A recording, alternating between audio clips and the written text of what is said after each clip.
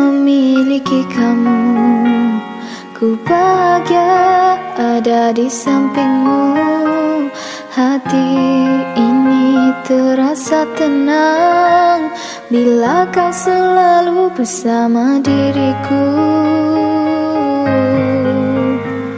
Ku terima kekurangan kamu, kau terima kekurangan aku. Lengkapilah lembar jalanku untuk mengharungi di setiap langkahku.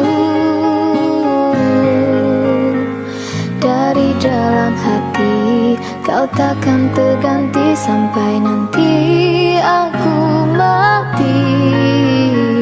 Dari dalam hati kau takkan terganti. Ku cintai kau setulus hati, ku sayangi kau sepenuh hati. Aku mohon kau tetap di sini, menemani aku sampai akhir nanti. Kan ku jaga kau selama-lamanya, sampai raga tak lagi bernyawa. Aku mohon kau tetap setia, menemani aku sampai akhir dunia. Kan ku jaga kau selama-lamanya, sampai raga tak lagi bernyawa. Aku mohon kau tetap setia, menemani aku sampai akhir dunia. Aku mohon kau tetap setia, menemani aku sampai akhir dunia. Tahniah Ila atas kenaikan pangkat. Selamat bertugas di tempat baru. Ilya, selamat bertugas di tempat yang baru. Jangan lupakan kami.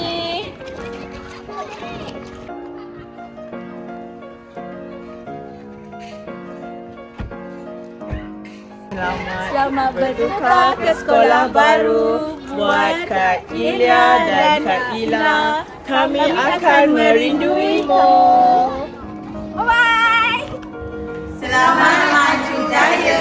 Semoga terus cemerlang di sekolah baru. Bye. Assalamualaikum Kak Ilya, Kak Ila. Untuk Kak Ila, tahniah atas kenaikan pangkat sebagai JPK Co-Curriculum. Untuk Kak Ilya, selamat bertugas di sekolah baru. Sihat-sihat sentiasa, happy-happy di sekolah baru. Semoga Allah sukses, ada rezeki, kita jumpa lagi. Bye. Hai, Azila Isa dan Elia. Kak J ucapkan kamu berdua terus cemerlang di sekolah baru nanti. Salam sayang daripada Kak J. Bye. Selamat bertugas di tempat baru. Bye. Assalamualaikum Ilya. Assalamualaikum Ila. Maafkan segala kesilapan kami.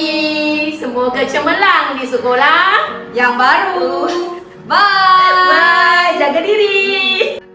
Hai, Assalamualaikum. Hai Kak Ila dan Kak Elia.